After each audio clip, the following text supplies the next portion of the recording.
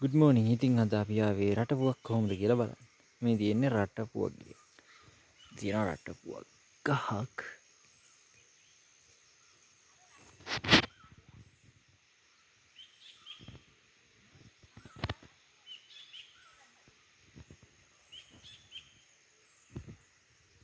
පොඩි ගහක් ඒක. අඩි 10ක් විතර වගේ මේ තියෙන වැටිච්ච පුවක්.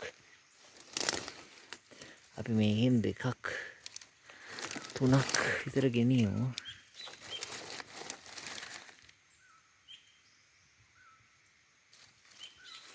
යමු මේකෙන් අපි පැල හදාගන්න යන්නේ.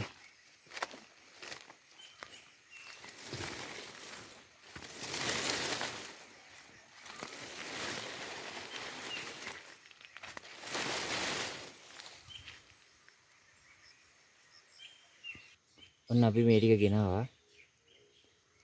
මේ රටපුවක් තමා දැන් අපි පැල කරන්න යන්නේ. දැන් මං ගාව තියෙනවා මාස 2ක් විතර පරණ පුවක්. මේ තින්නේ මේවම තමයි.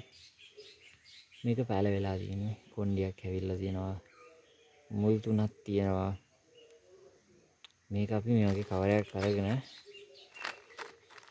පස්සේ මෙහෙම ටිකක් අයින් කරලා මේක මෙහෙම දාලා පස් ටික දාලා එනම් පැත්තකින් තියනවා. මේ තව එකක් කොම්බන්නේ.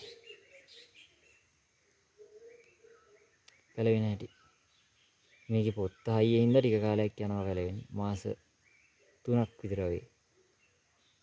ඊට පස්සේ තමයි මේක පැලවෙන්නේ. මුලක් ඇවිල්ලා තියෙනවා.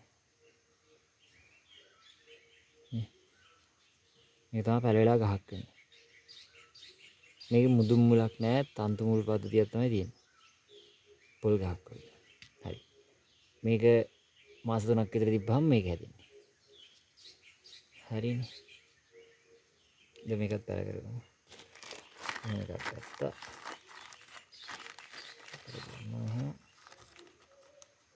දැන් පස් ටිකක් කොන්නම මේක තියෙනවා මෙන්න මෙතනින්. තියෙනවා මෙන්න මෙතන. මෙන්න එහෙම තමයි තියෙන්නේ.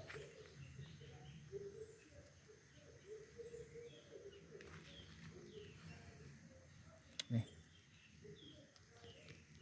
නේ. නේ.